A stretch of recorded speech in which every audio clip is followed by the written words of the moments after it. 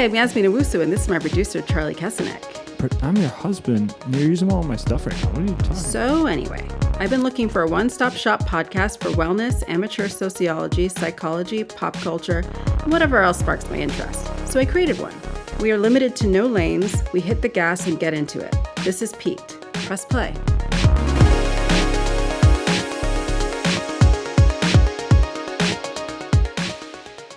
Hi, Charlie. Welcome back to Peak Podcast. Happy New Year. I'm back. You're back. I'm back, baby. New year, new you? I'm back, baby. Does that sound cool when I say stuff like that? I'm back, baby. In a word, no. I feel like that's what the kids want. They want people to talk like that.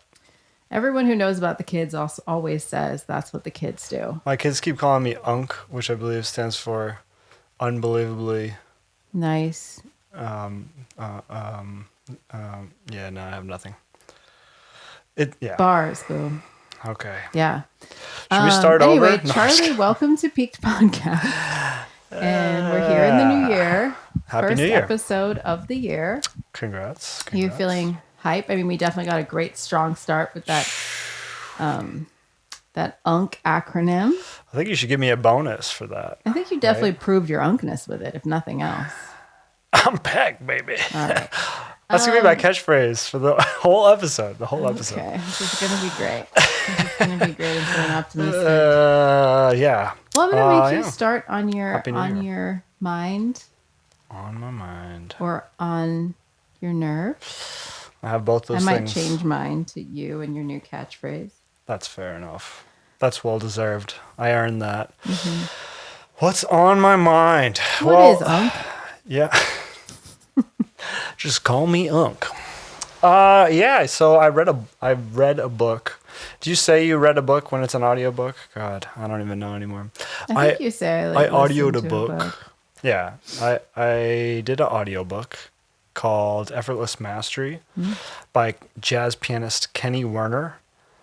And I highly recommend this book to anyone who practices anything creative. It's definitely geared towards musicians, but I really, really like it. And it's really basically all about practicing mindfully, like very, very, very, very mindfully, and learning how to just like get out of your own way. And it's stuff that I've talked about with my students, but he puts it all down in a really great way.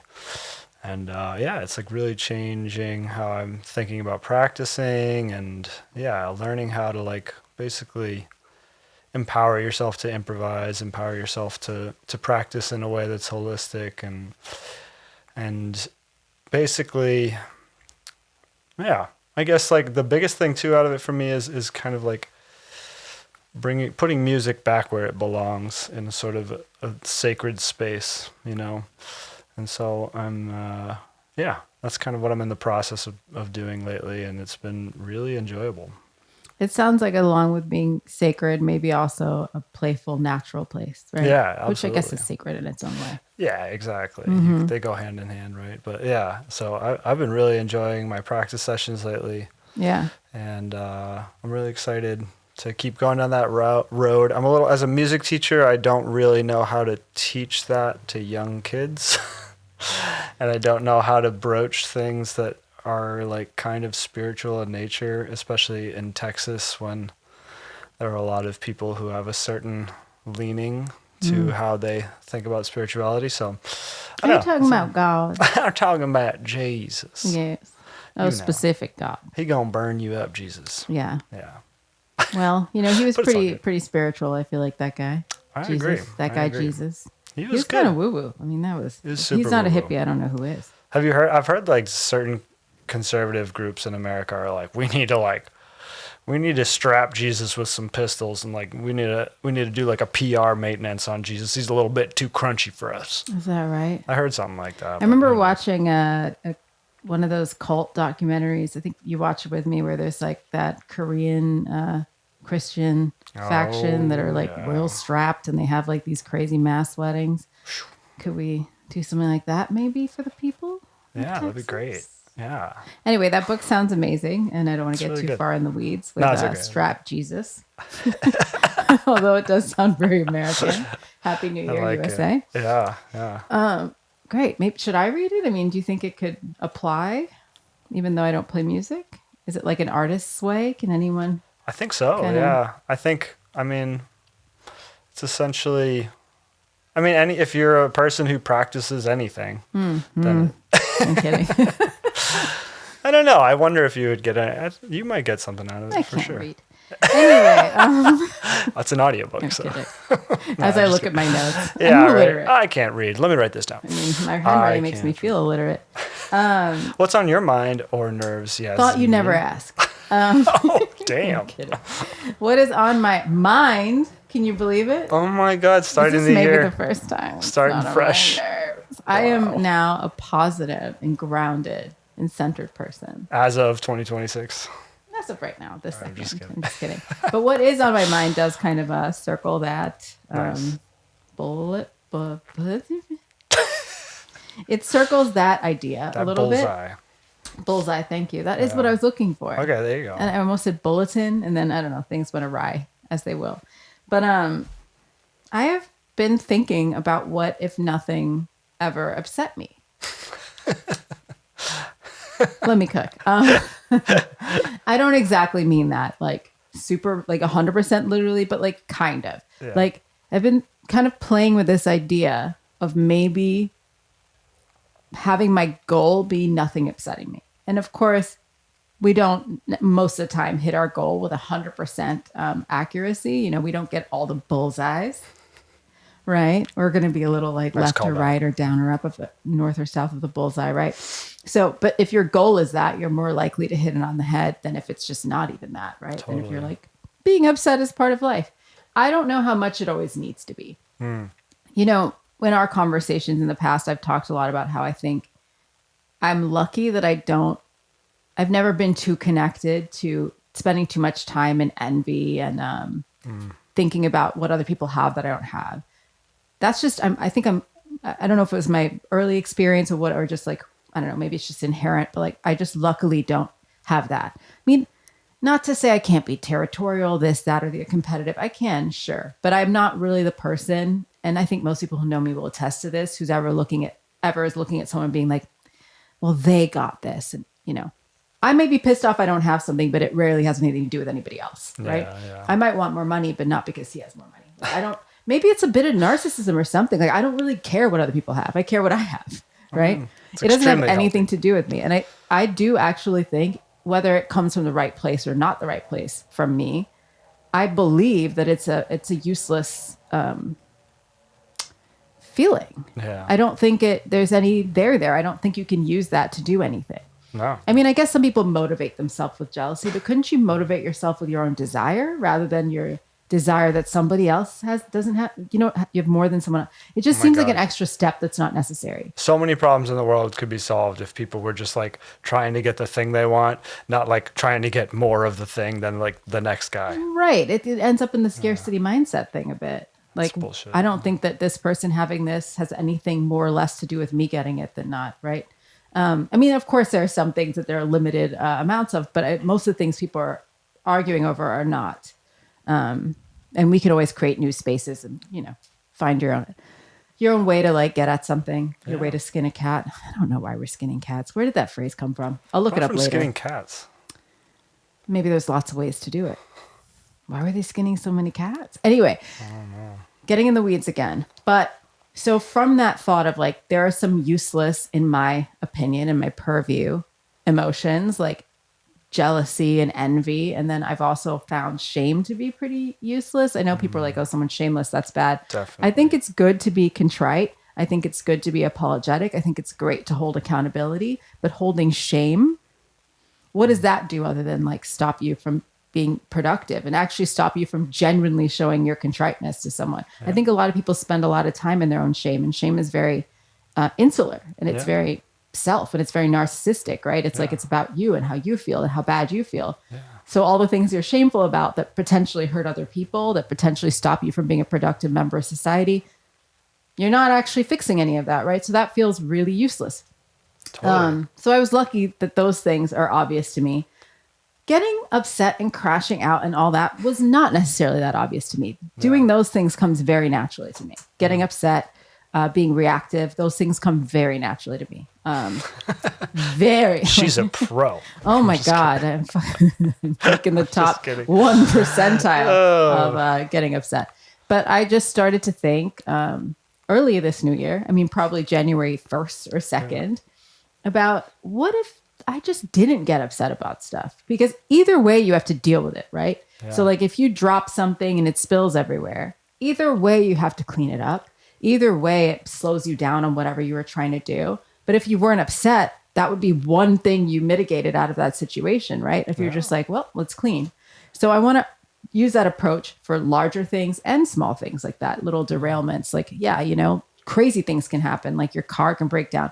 The less that you can get upset about it, though, the most that you can muster just taking it neutrally and working to just fix it and using that energy to figure it out and to pivot and to do a new thing rather than hunker down and that being mad and crashing out about it and wasting your time doing that, the better, right? Absolutely. I know there are probably people nodding along being like, are you good? Like, freaking obviously, right?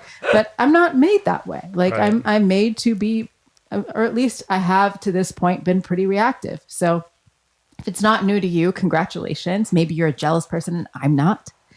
But, you know, in this case, this is newer to me. And you know, Charlie, that I have been trying to be overall less reactive and have less crash outs. But I think a new element of just like not sitting with being upset. It's even more than just not flipping out, right? Because like that was my penultimate was like, don't flip the fuck out. Don't escalate. Now let's go a little deeper than not flip the fuck out and just be like, listen, things that happen are just random probabilities and it's neutral. Like, so just try to think about it neutrally and just be like, okay, this is just an occurrence. So what do I do now? Right.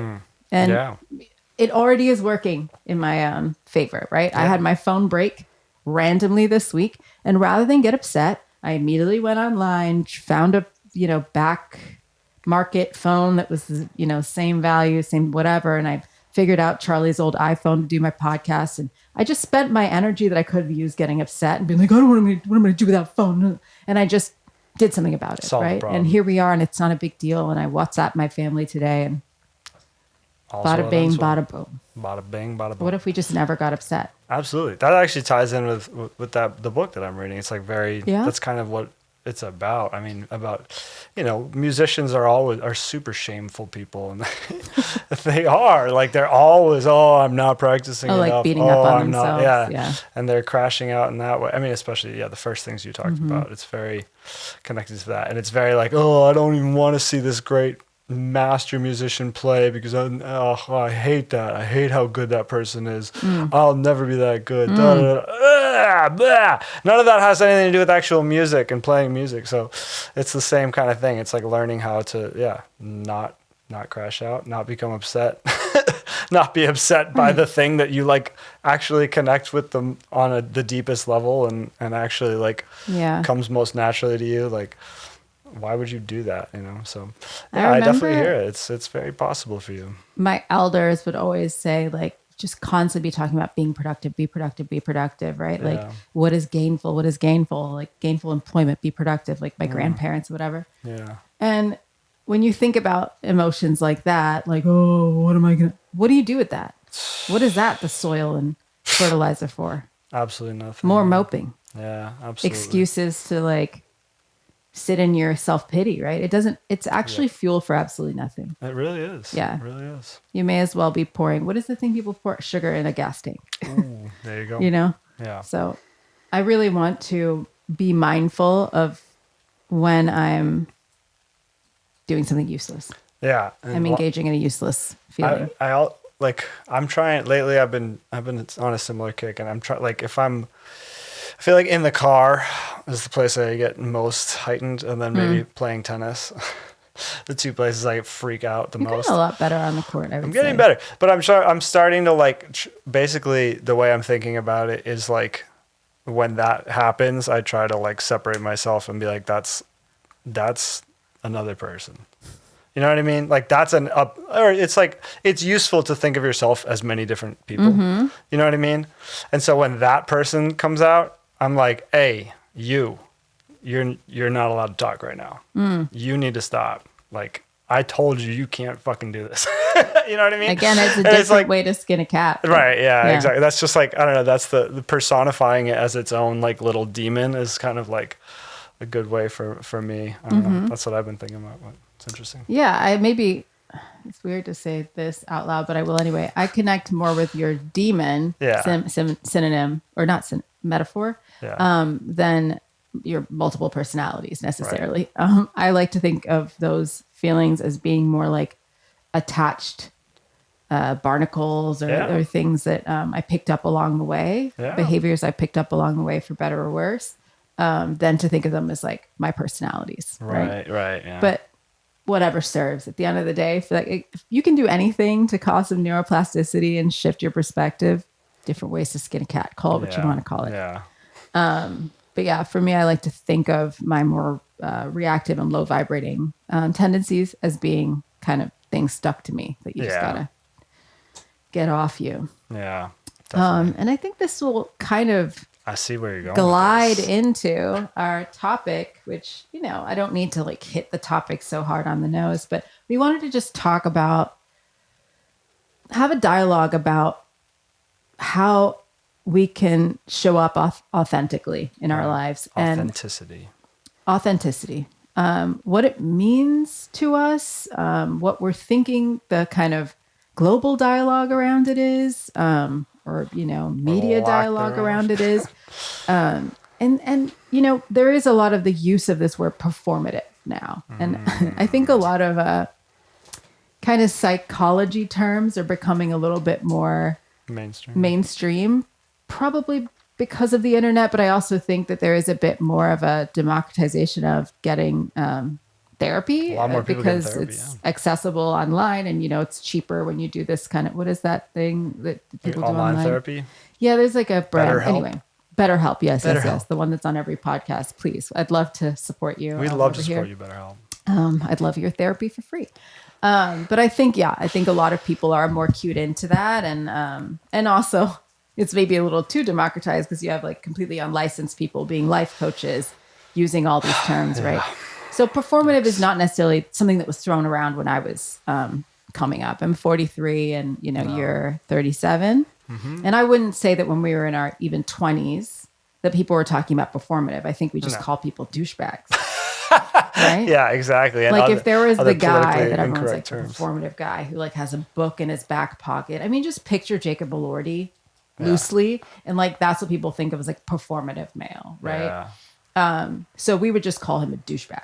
Yeah, exactly. Back in my day. And it wasn't as healed as you kids are necessarily. Like us unks, we really, we let her rip. Boy. Let her rip. And I'm trying to think, so that's just one version of a performative male. There's many. You could think of, the septum with, let's just. Please don't make I have one, so don't come for me. But there's just many versions. I'm trying to think of what like a female archetype that I could throw around of a performative female. A pick-me?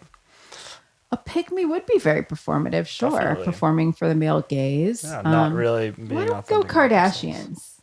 Because everyone knows their names, right? Go. So like, that's an interesting one. I think it can raise some questions. Because I think a lot of people would say Kim Kardashian and maybe Kylie Jenner are the performative ones. Yeah. To me, it's Kendall Jenner and Kourtney. And here's why. I think that Kylie and Kim are inherently people who are exhibitionists, who are very concerned with how they look. And, they are kind of raised in this. Well, let's start with Kim more. Like she kind of came into her own through her looks and, through just being this like figure that got attention for being like a gorgeous girl and, all that good stuff. We all know how she really actually got famous. So, but did that not just happen naturally and authentically through her life, right? She was like hanging out with Paris Hilton. She's very pretty. She's being photographed all over Hollywood. She's dating this guy. They have a sex tape, but it gets released this seems like someone who's just going through the process of like how they operate, right? Yeah. Whereas I feel more that there is a very curated performance that I get from like a Kendall Jenner, like where she's like, I just drive a pickup truck and I'm just like I'm a ranchera, man. I'm on my horses. Like I'm just on my horses making tequila. Girl, you're not a ranchera. And any farm chick from the United States will tell you she's a horse girl.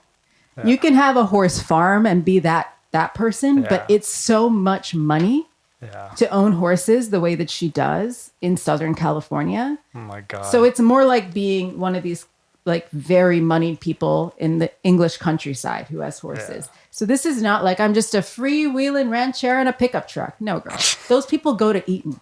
So be so for real. Yeah. And you know, your pickup truck is a classic one that costs so much freaking money. And I'm just like, it's all fine.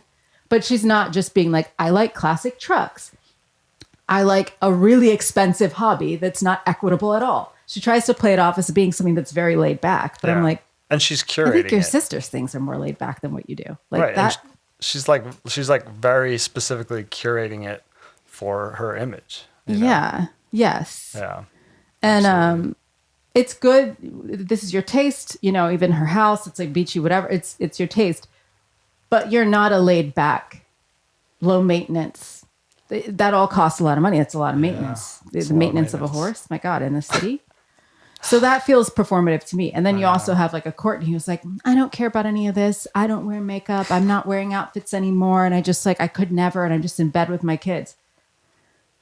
Are you though? Because you're on a reality show. You know what I mean? Exactly. I think there's just a difference. The people who like own it and own what they're doing than the ones, it is kind of pick me behavior in the end. Yeah, yeah. So I think while a lot of people will be like the girl who takes 5,000 selfies and has a BBL and like, you know, Kim's whole brand is about her looks. That's the performative one. But she's telling you, I'm selling you my looks. Here's Skims. Yeah. It's me. That's my ass, right? That to me feels pretty authentic. You can be that person. She's not over here saying like, but like, actually, I'm really organic. You know what I mean? Right. She's not pretending. She's not hiding anything. It's less hypocrisy, as far as we know, for the most part. Yeah. Yeah. Yeah. I absolutely agree with that. Yeah.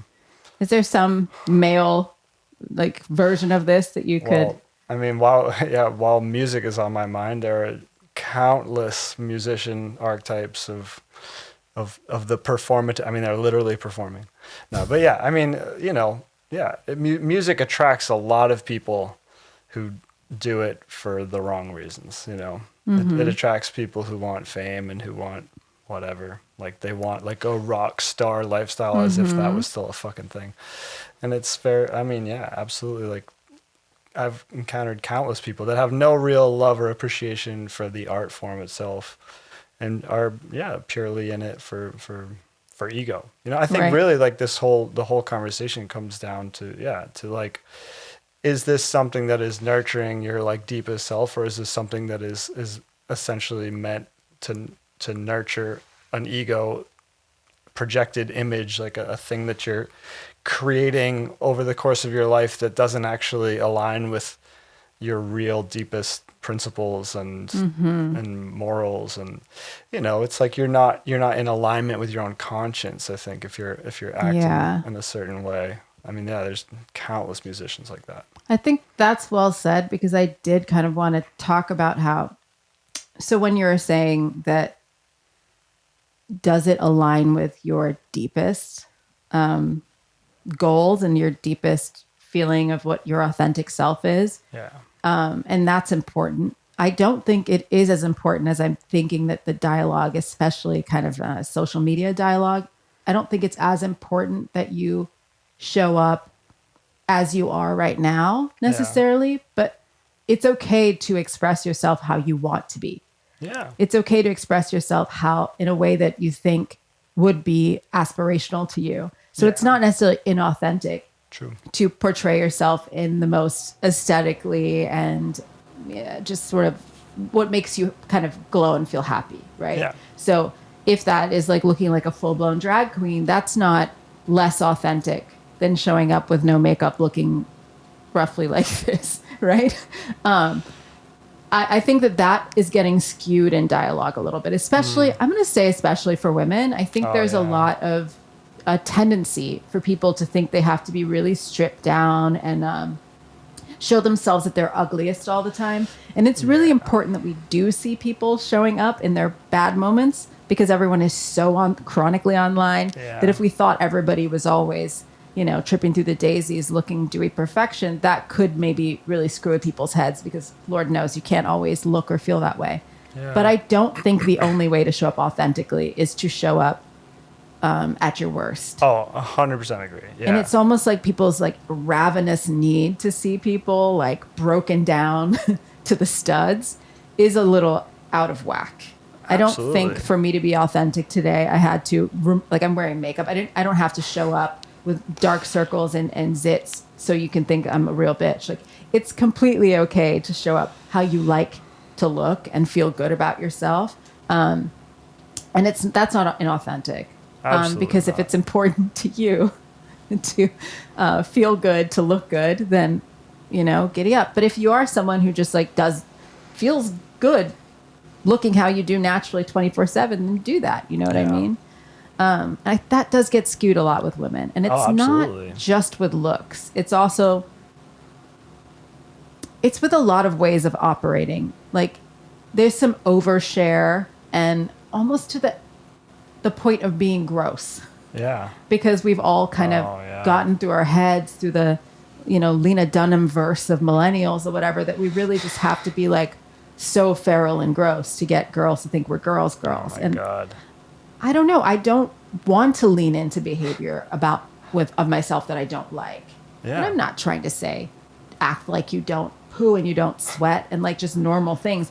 But I maybe don't need to see you poo. Or, maybe I don't need to see your sweat up close. Yeah, do you know what I'm saying? There are some things that are just polite society that that we could all abide by. Right. Yeah, I mean, it's such a ridiculous conflation to like all of a sudden now you can't dress nice to be authentic. That's insane to me. And then we have people being so performative in the being stripped down. Well, that's where it's all gotten so distorted. Yeah. Well, I thought about that with music, how there are those people who try to seem so grassrootsy, like they're just like, I just rolled out of bed in Nashville, but it's like, maybe the production behind it is bigger. Like I felt that with that. Remember when Dave Grohl?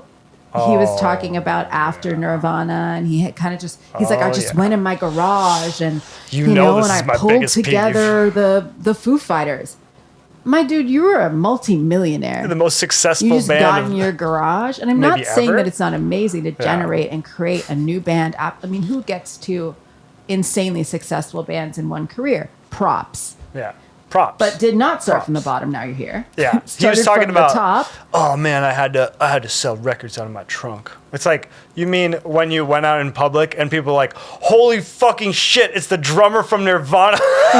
You're selling records out of your trunk. Yes. Like, I mean, yeah, dude. I when think you're you had a little bit of cachet. Smaller venues, Well, he also, I don't even remember, like, doesn't even seem like us. For some reason, we started some HBO documentary.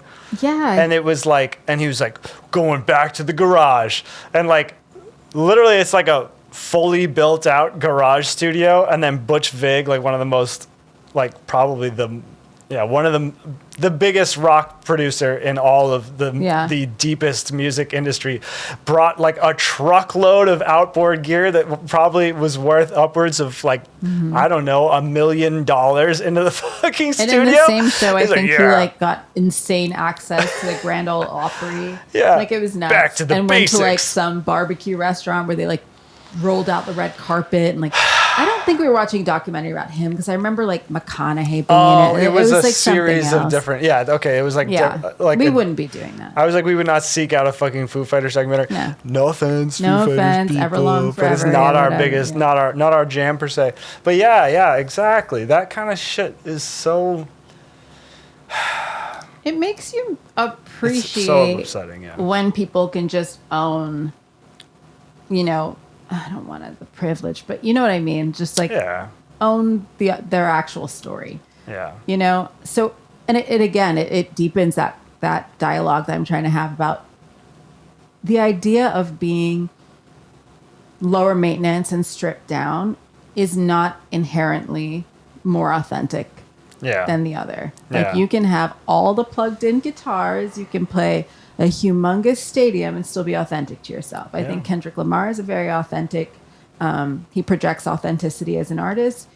He plays Barclays Center. He's, you know, if he chooses to play a smaller show, great. But I don't think that, knowing what I know about his front-facing persona, I don't think he would be talking about how it's like, you know, it's just me and a couple guys. Yeah. You know what I mean? Right. It's like that vibe to me is just so off.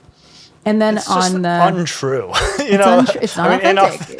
Inauthenticity is just being untrue. It's not at the end authentic. of the day. Yeah, it's just it's if bullshit. You took it to Antiques Roadshow, they'd be like, this is a replica. Inauthentic. Yeah. And it. So to bring it back to frivolity, you know, frivolity, world. Yeah. That whole acting, like you could take someone like Hilaria Baldwin, who is speaking in an accent that's not native to her. So she's a Hillary Hayward Thomas from Boston, speaking in a full Spanish accent because her parents moved to Spain when she was 28. Can you imagine how many accents I could have considering where I've moved? Well, we've known some people in real life that have interesting accents. I mean, she's really sticking with it. How do you say cucumber? Cebolla?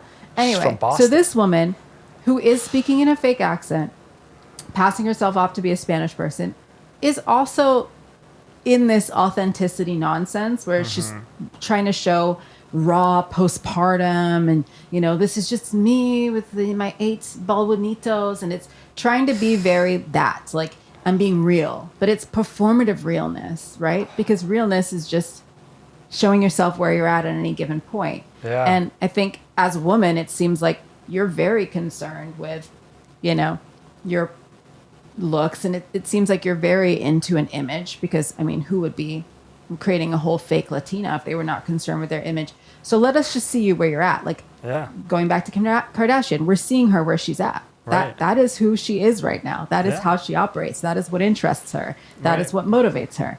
That feels authentic to me. You don't have to like it for it to be authentic. Let's be clear about that. Right. You know? Well, I think she's authentically hold on. You're just hitting something up because I think a lot of where this comes from is people are so afraid of not being liked, and they so deeply want to be liked by everyone. They're like, oh, well, I just couldn't show them how much money I'm spending on this. You know, like these people who are like unbelievably wealthy in the public eye. It's like, oh, well, I just can't tell people the truth. Or like, you know, like that band that everyone's freaking out about, Geese. It's like they're like the main dude, Cameron Winter, his dad was like in the music industry, you know, like he had a music library, and like there was probably a studio in their Brooklyn Park Slope brownstone. So it's like, and he's not like going around lying about it like, oh yeah, man, like we just pulled ourselves up by our bootstraps and figured it out. You know, we had nothing. Nobody. It's like that, like. And they've gotten shit on the internet for it. People will be like, "Oh yeah, a bunch of privileged white kids from Brooklyn, from Park Slope, like bunch of privileged rich white kids, da da da da. Like this is what you get." It's like, what? Yeah, but like they're being truthful about it. Like, you know what I mean? That's who they are, where they're at. That's just the truth. Would it be? And you could see the temptation for people like that to avoid that kind of thing, to be like, to try to hide that shit. It makes me so happy that they don't. It's like, just tell the truth. It's going to come out either way. And a lot of these people act like like it's Hilaria Baldwin thing. It's like, you're married to, you know, like people are going to find this out. Right. So why are you doing it? Like, how do you have to be a bit psychotic. And people knew her in her early 20s when she had no accent. Like, and so you want to be a public figure, but you're going to present this image. Like, you have to know that people are going to find this out. Yeah. But I think the only thing that makes sense to me is that people are like, they so deeply don't want to be seen in a way that could cause people to not like them, that they lie, you know, and then. I think there is a lot of that. I think there are a lot of people who they want to be relatable. Yeah. And so they act in a way they think would read, I'm your buddy, I'm your pal, authenticity, relatable, like you could approach me kind of thing. But I do think there are enough people who are using this, I'm just chill, I'm just me, like the Kendall Jenner brand, to kind of be a stick to beat other people over the head with, which makes me feel like you're not trying to be likable. If you're saying, I'm not like them because they're not like other girls, right? I'm not like them. I don't need a flashy car. It's like, all right, you have a classic pickup that costs a lot of money, dude. Yeah, nice try. Yeah. We all know what that's at. It costs a lot more than some Range Rover. Especially to keep it running, yeah. Let's be so for real. And I know you're not getting grease monkey, I'm like getting your hands dirty in there. You've contracted a mechanic who keeps this thing puttering along, like lives in your garage. 100%. To have a good, pristine condition. I know you're not under that hood, girl. So it's I don't know why I'm coming for Kendall Jenner so hard. It's the tequila. It's her whole. Anyway. But you're right. I think you raise a good point. It's not all just to be liked. It's also, it's like this moral high ground thing to act like. Maybe I'm not going to show up after a kid in 6-inch heels. If you're Dolly Parton, you should. Not that she ever had a kid. If that's who you are, if you're someone who just likes to get back on the horse and look good, and that makes you feel good postpartum, then that's as authentic as someone who's like, I just need to be in bed and like eat a pizza. Both are fine. Both are valid. Why are you making a value statement on it? And I think it's okay to do either, but when you start doing one of those two things and acting, sanctimonious about it, and maybe that's where we put the stamp of inauthenticity or performativeness. Right. Are you trying to appear better than other people through your public persona, through your ego? Right. Your ego image that you've created. Yeah. And it makes me think of when I was talking about the prototype, like performative man being like a Jacob Elordi, but like I don't know who that is. Sorry. So that's the Nate from Euphoria. Oh. So not how he is as Nate, but in his regular Australian life, he's very much maybe a dangly earring, a purse, and there's a look, right? I don't know, very wide-legged pants, and it's not that he is necessarily those things, but it's one of those like starter pack uniforms of the time that if you see this guy, then there's a good chance that he's going to have like on the road in his back pocket. Oh boy. And be reading it at a loud bar. So that kind of thing. But so right now that what I think people's brain goes to immediately as performative is a little bit like more of pretending to be non-binary, maybe a painted nail, maybe like a safe man. Like I'm a safe man. I'm a cardigan man, but like low key, like a terrorist. We saw a lot of that in New York, didn't we? A lot of that. A lot of dudes being like, I'm just one of the gals, but like they're just in there giving everybody chlamydia. That was the whole indie rock scene. Yeah. I do not vibe with those dudes. I know. And the performative guys. But I do think there was another crop of performative guys, and it's kind of going out of, it's getting, they're getting iced out by these new ones. But the kind of construction worker Casey Affleck look in Manchester by the Sea. So like you're not a construction worker. Yeah. And I think the vibe was very like, I mean, honestly, this guy has been doing this forever. It's Bob Dylan. Yeah. It's like that I'm a worker's man. I'm like, no, you're not. You're an artsy kid from the Midwest who's pretending, artsy Jewish kid from the Midwest who's playing Irish poet from the Dust Bowl. And I mean, I love Bob Dylan. I love his music, but come on, dude. Could anyone have been more performative than that? Oh like, my God, no. He was Hilaria Baldwining. You're from the Dust Bowl where? Can you relate to that at all from when you were younger? Like, did you have any moment I all bet. Because I definitely was did. Try hard as hell. Like, it would be hard for me to, let me think about that. But I know the answer is yes. Right. I just have to figure out exactly what I was trying to. Yeah, I don't want to I think it's important at this juncture to not let myself off the hook. Because I need to start reflecting on the ways I have been performative in my life, because I definitely had so many Carhartts. It is 1,000% a yes. Yeah. I'm just trying to figure out what would I have been trying to be, because so when I was in my 20s, I was very much in the hipster, dumb, and kids are calling it the indie sleaze now, whatever. Please. It was hipsterdom. So did I think I was actually an Indian print of what we were wearing, like headbands, and I don't know. Did I think I was Like really granny doing sweaters? jazzercise? No, I Yeah. mean these were kind of costumes, right? Yeah. But what I was broke and Yeah. throwing clothes together from Salvation Army. So like that part Right. was That's authentic. not particularly performative. Yeah. Was I actually smoking my cigarettes? Yes. Was I Smoked actually them going all. out every day of the week and actually hungover, and that's why I was underweight and broken out?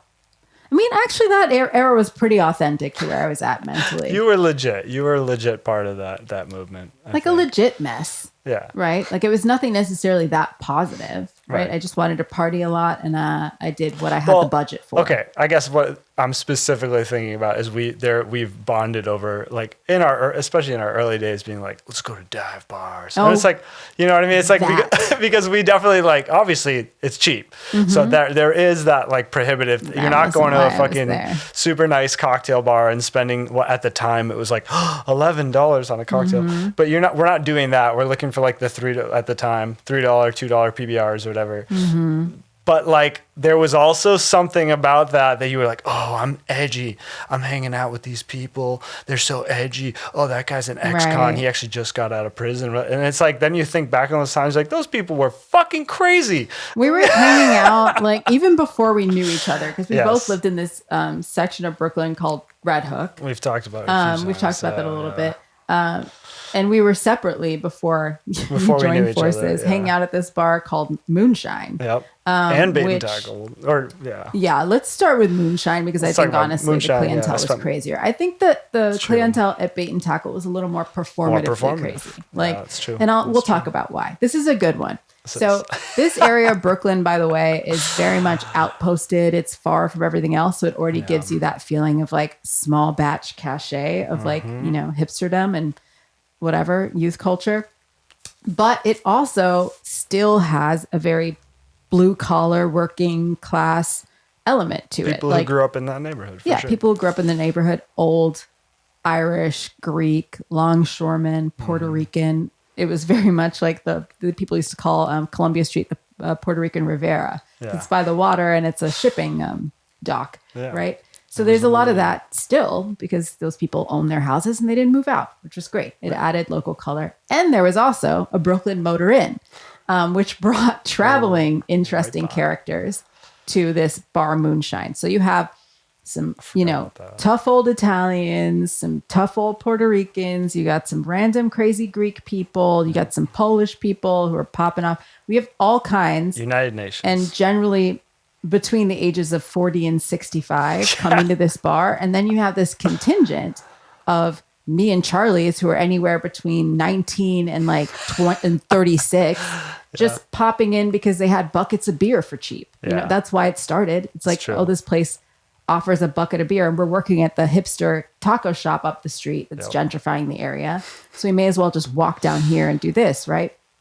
Because we're broke. We're authentically broke. I mean, it's our fault in a way because we're privileged people and we didn't get jobs that make us not broke. Anyway, we could get into that. But so we're going to this bar and crazy things happened there, by the way. Someone got stabbed through the hand there. I played pool with ex-cons there. Blood was shed. We thought someone got thrown through the window, right? Someone got thrown through a window. Yep. It was a like lot that. of these things involved one person going there.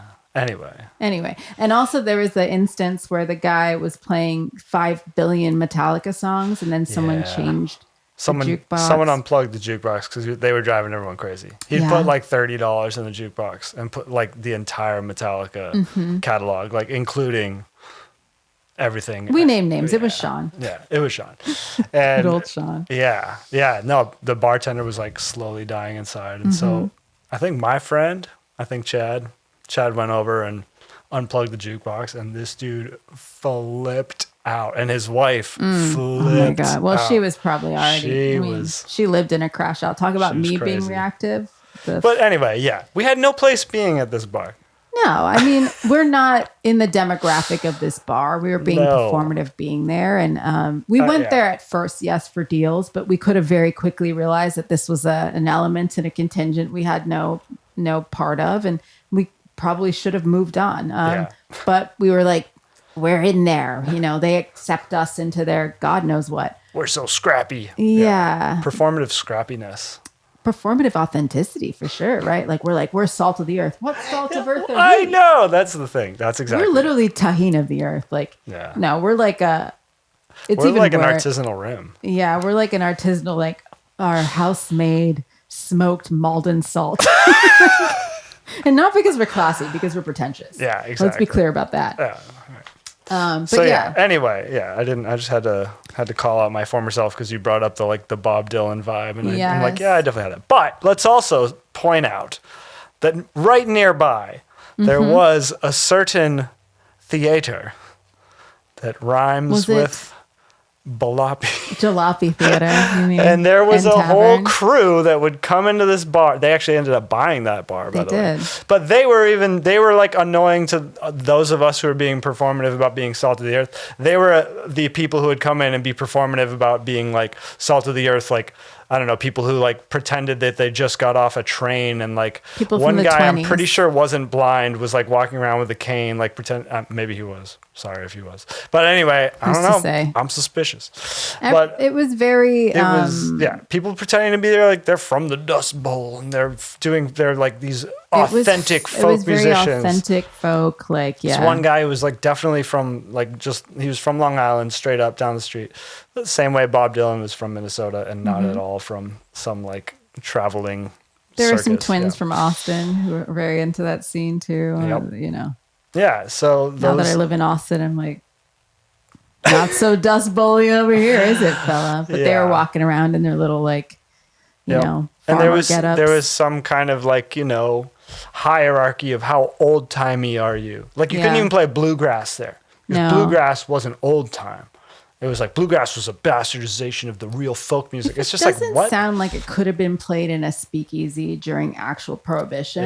You're probably not going to pass metal here. Or like on the back of a train. Or on the back of a fucking box cart. Yeah. Yeah. But you're not hopping box carts. But again, there was a feeling of a hierarchy and a feeling of like, this is again to circle back to your point. Like, it became a competition. It had nothing to do with people actually loving this music anymore. It became like this total, I don't know, bastardization of that, and into like this little pissing contest of how authentic you are, when really it was like the most inauthentic people were being praised as the most authentic because they had, I don't know, like lied the hardest, you know? You're hitting on something that I want to articulate. You're hitting on something.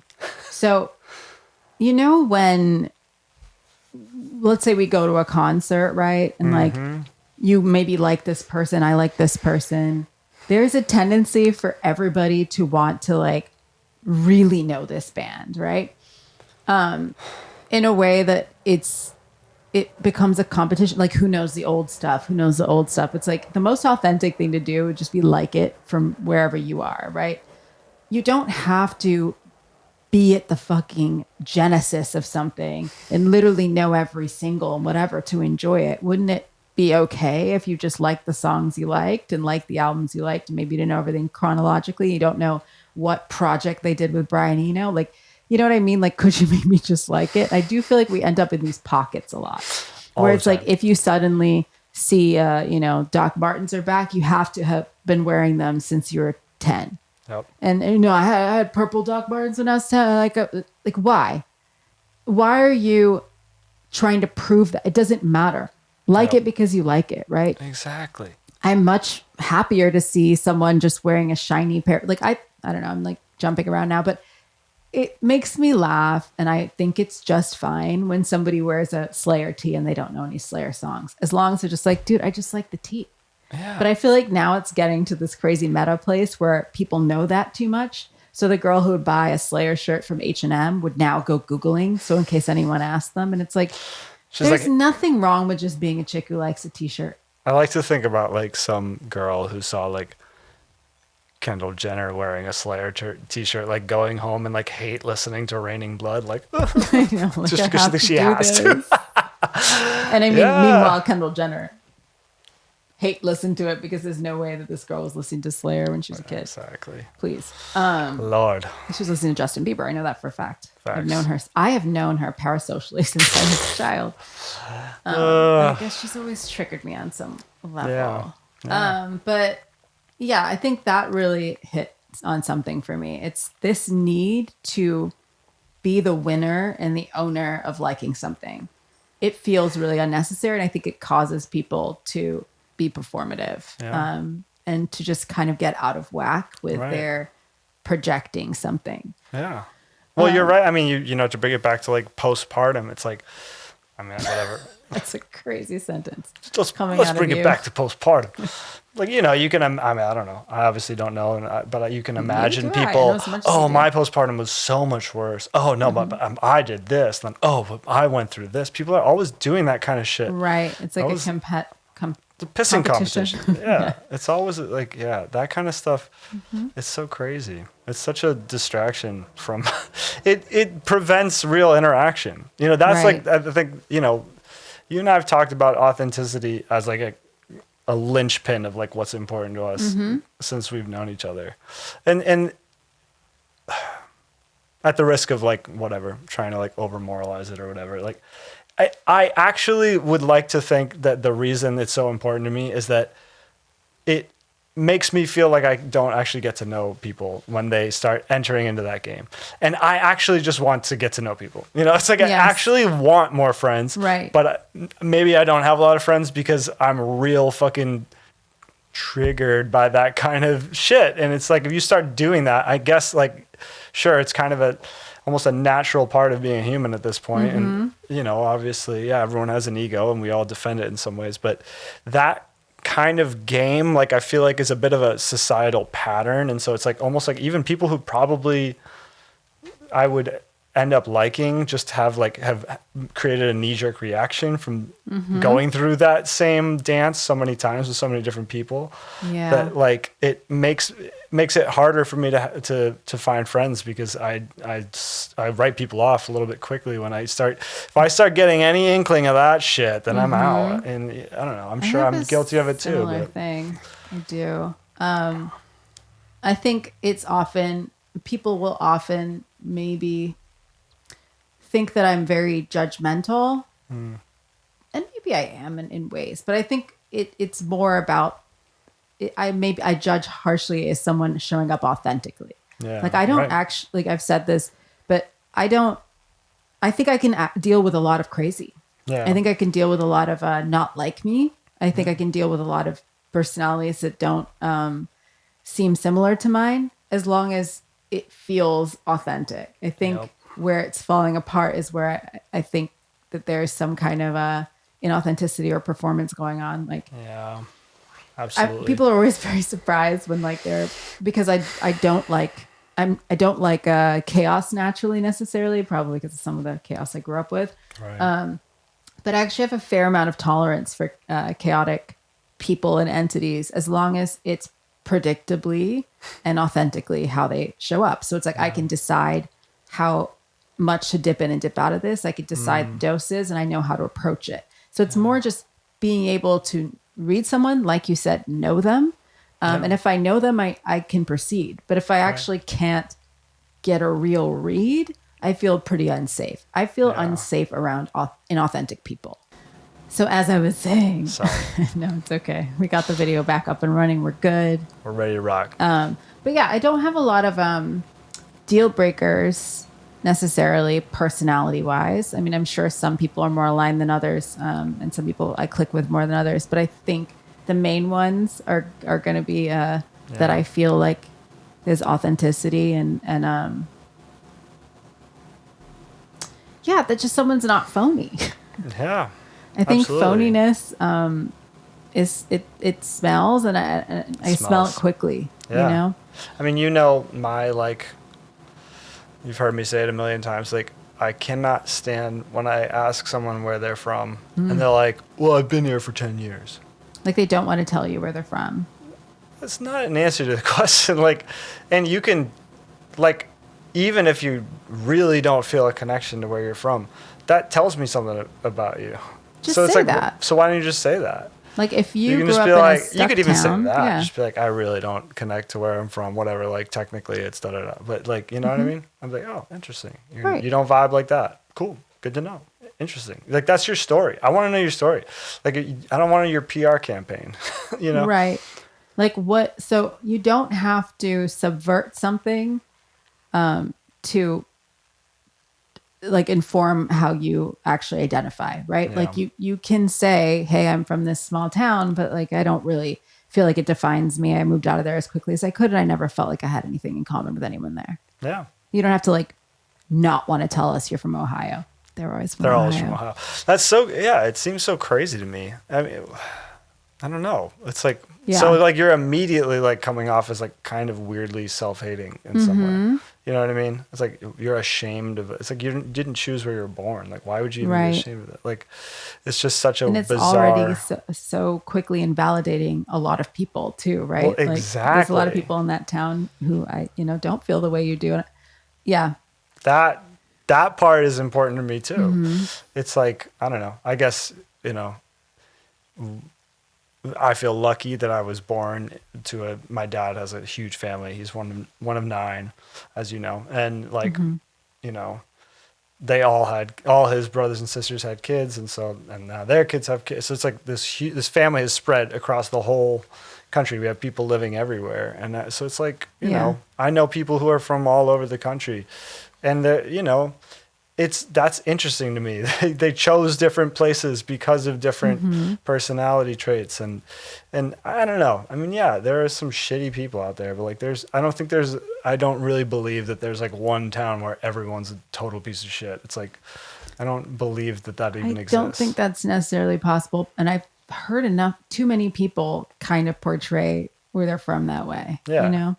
Like you hate your town. Like tell me about the one art teacher who was like, you need to move to New York. You know what I mean? Like that, then I'm automatically in. Yeah. The first person who showed you good record that made you want to move to a city that came from, whatever it is. Maybe that touches on maybe this is our next point. No, I'm just kidding. Maybe that brings up like maybe part of inauthenticity or not being authentic is not wanting to be vulnerable. Yeah. Insecurity seems to play a part for sure. I mean, you wouldn't be portraying yourself in a way other than you are if you liked how you are. Yeah, exactly. You know what I mean? I definitely read it that way. If I meet someone, I'm getting a sense of phoniness and that they are behaving in a performative way. Like, when someone's performing nice or performing like, hey, buddy. Oh my God. Doing that, I don't make it feel a certain way about me. Not at this stage in my life. Maybe when I was younger, I would have been like, oh, they're patronizing me because they don't respect me. But now I would think of it as like they're patronizing me because they're feeling insecure. Because people who feel secure don't belittle and demean other people. I don't think people who are doing well punch down. Yeah. I think that usually comes from an unhealed place inside, right? Yeah, totally. And I'm sure wherever I am inauthentic, it's usually in a moment where I'm not feeling great. And I'm sure that happens. And I don't want to hear about it. I'm kidding. And it's none of my business. I don't know anything about that. The back of my head is none of my business. No, I'm kidding. But yeah, I always want to turn the lens back on the mirror back towards me. And I'm 100% sure if I thought about it hard enough and I had enough time, and it wouldn't make me tongue-tied here, I could think of many times that if I was acting rude or belittling or just like making a situation uncomfortable, I probably didn't feel secure or good wherever I was. Even just crashing out, like we were talking about earlier. I feel like if I'm freaking out about tennis, it's usually because I'm like worried about finances or something.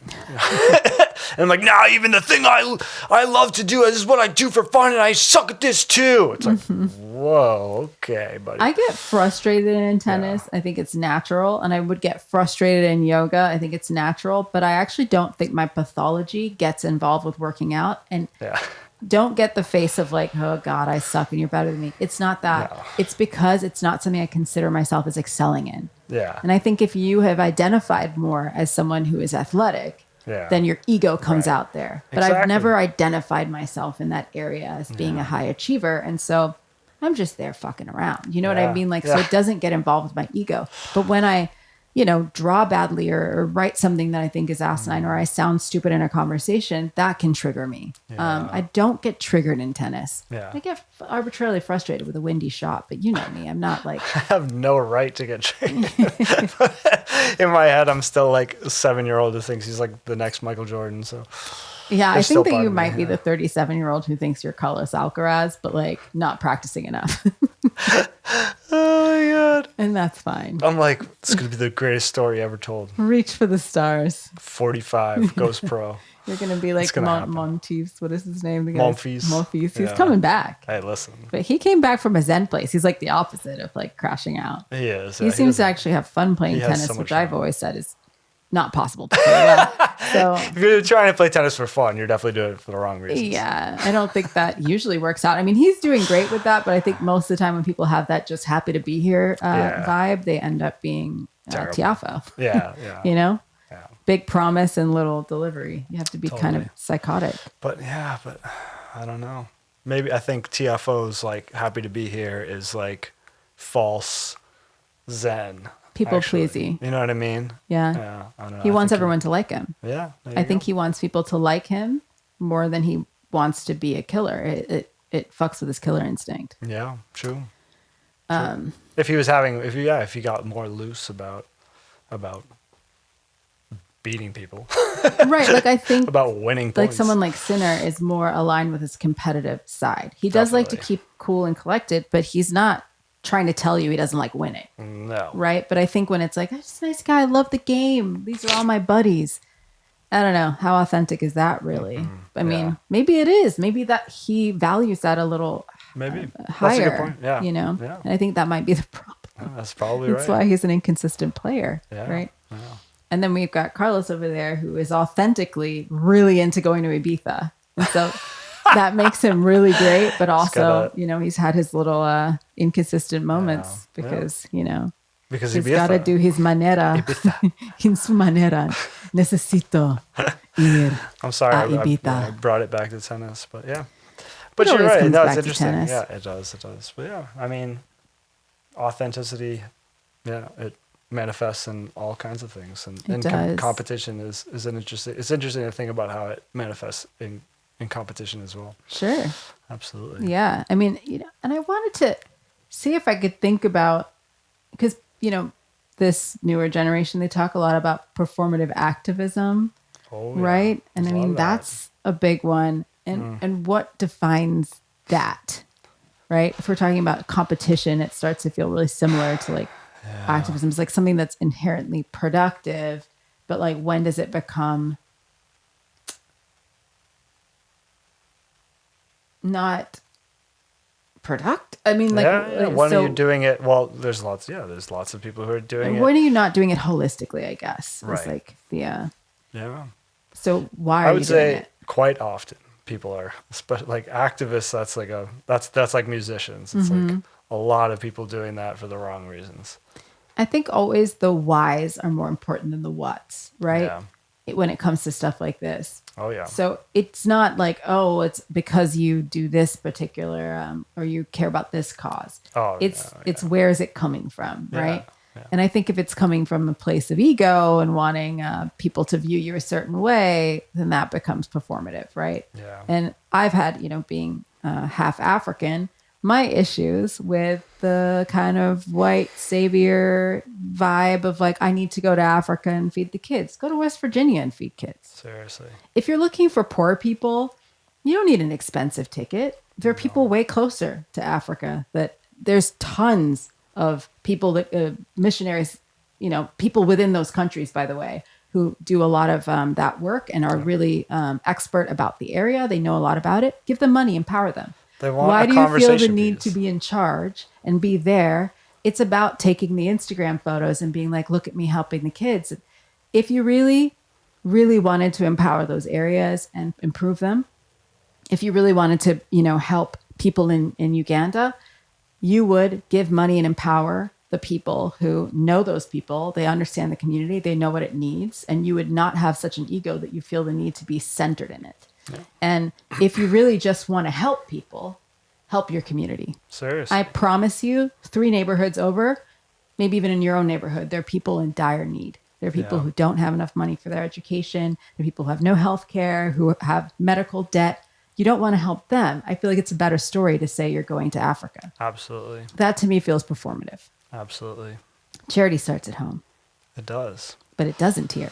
We would learn a lot if we started doing that. Yeah. We would do a lot better if we started doing that. I think you're absolutely right. And you must be speaking French when you're talking about we, because I'm not doing any of it. I'm broke. I'm just kidding. But that's authentically me. That is authentically you. So what's really authentic is that we are a hot mess and my phone ran out of storage as I'm recording. And like, that's real. It's not us trying to act like we authentically didn't follow our protocol. Yeah. And forgot to check our storage. Which is authentic to us, I think, to be disorganized at times. That is authentic. But I do want, because, we'd be talking our shit and, outward to everybody all the time. So let's call ourselves out. We tried to do that earlier, we did the red hook thing and whatever. But like, let's try to call out the most performative thing that we think we do on a day-to-day basis right now. Okay. Oh boy. You have one for yourself or no? It's brewing.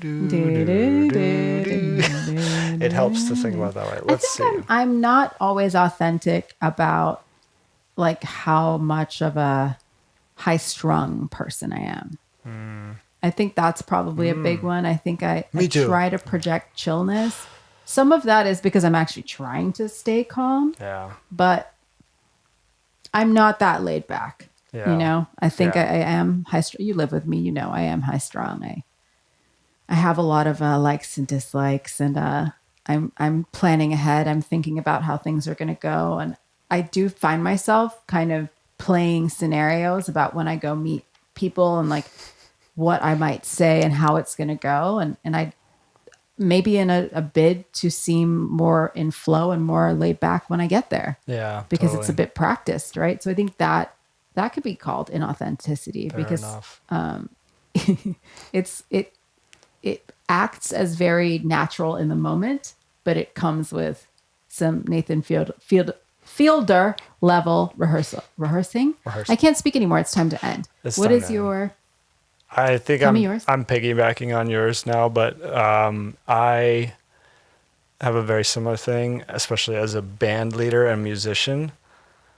Especially if it's like my name or even if it's like a group that I've put together, I'm like, yeah, guys, it'll be chill. It'll be super easy. Songs are easy, and you can play whatever you want. It's gonna be fine. And then we get to rehearsal, and I'm like, oh, don't do it like that. I know, it's super crazy when the German Virgo is like low-key not that chill. No one saw it coming. I can't deal with it. I'm just like, yeah. I'm like, yeah, guys, it's gonna be totally fine. You play anything, and anything but that. Yeah. Happens over and over again. I'm always like, think that I can get away with not being a control freak, but when it comes especially to music, I'm just like, so you want to use that tone? You have a leaning. Yeah. Oh, yeah. We have those moments where you'll ask me a question cooking. and the question, not just when we're cooking, in general, like that's true. I've learned to read a question as like, you want to make a change. No. Like we'll make a plan. Like I love how you didn't take mine and run with it, but here I am doing this with you. I'm like, let's talk more about you. We will make a plan. Like, let's say we're going to do this and we're going to go to Schoolhouse Pub. Right. And so sometime we're supposed to go at 3, sometime around 2:30, you'll kind of come up to me and be like, so we're going to Schoolhouse Pub. And I'm like, are we not? Sometimes it's like you want that's what that means. Implant it where it's not. like my idea or something. I'm not sure, but we can, Yeah. You can come at me about the rehearsing. I do it. I do be rehearsing. I do be thinking and then I will put everyone at ease and I'll say this thing and maybe I'll bring up this but then in the moment I'm like loose it comes from practicing. Yeah. Yeah, it comes from practicing. You wouldn't know it how much I flub my words, but I've probably said them in my head before. Like at some point I've said honestly, this very speech. It's meta. Not to keep tying everything back to everything, but that's very much what like that book I was reading is about. It's like you're like, if you're thinking about how it's going to go, then you are going to be tongue-tied because you're not actually in the moment. You're not just flowing. You're not just letting things happen. You're and we could bring that trying back to control tennis. it. We could bring that back to tennis. And we could bring that back to being unauthentic. If you're not just like in your skin, in your body, and you're just thinking about the shot went by you already. Hey, that is absolutely true. And that's a bar. Write that down. That's a bar. That's a Nero. That didn't come from me. Nero knowledge. Knowledge. I think we can wrap there before Sounds anyone good. else's phone has an issue. Before any other AC vents turn on. We have had some mishaps. It's okay. I know I said new year, new us, but no, new year, authentic us. This is doing our authentically goddamn us. best. We're just trying. By the way, when you were talking about, wanting to be chill and wanting, I said I was going to end, but I do want to, because I hammered you after that. That's okay. I want to say, when you want to be chill and you want to create a chill and safe environment and an environment where people can feel creative, that's your goal. And that is authentic because you want rehearsals to feel that way. Yeah. Does it mean you can always be that? Does it mean you should always let everything slide? True. No, but it's okay to start your goal up here and then maybe right there we shall meet, True. Because you have to be able to project and drive at your aspirations. So I don't want people to start thinking to be authentic, you have to shoot for the middle where you are. That's a good 24/7. Because then how will you ever get anywhere? Yeah, that's a good If point. you never jump out of your comfort zone and out of who you are right now, how would you ever change anything? How would you ever get anywhere? If nothing changes, nothing changes. So true. It's a bar. That's Write also that a down. bar. Y'all better have extra pens. All right, that's it. Is it? Is it? I did want to say, and Okay. that is why all the stuff that is so prevalent online about how to show up authentically Tied up. online and blah, blah, blah. Some people are just trying to be aspirational. They're I just know. trying to be their know. best self. They're just trying to be better about being more polished or throwing things together in a way that feels like who they want to be tomorrow. And I don't think we need to drag them down because, maybe they're not there yet. I think it's okay to aspire. Absolutely. As long as it comes from a genuine place of what your goals are. And it's not just to make other people feel lesser than, or you're not at all trying to accomplish it. You're just trying to make it seem that way. Definitely don't pretend you're in Bali if you're not. But I like the rule being, don't use authenticity as a bat to beat people with. Just don't make it a competition. Yes. If you're trying to if you're like faking it till you make it style, like that's part of being young. Part of being young is not knowing fully what your authentic self is. And it's also part of making being it. old sometimes too. Yeah. So, we're all figuring that shit out. And you miss a million of the shots you never. I could just as long continue. as long as you're platitudes all day long. as long as you're not trying to Don't beat people with bats. As long as you're not beating people with bats, you can do whatever you want. You can do anything. That's our takeaway. Beat people with bats. Don't beat people with bats. Just be real about it, man. It's fine to beat people with bats as long as you're authentically. As long as it's who you are. As long as you're Honestly, I feel authentically. like that is how criminal. our president got elected. All right, I'm going to Facts. end on And we're that. out. See you next time on Peak Podcast.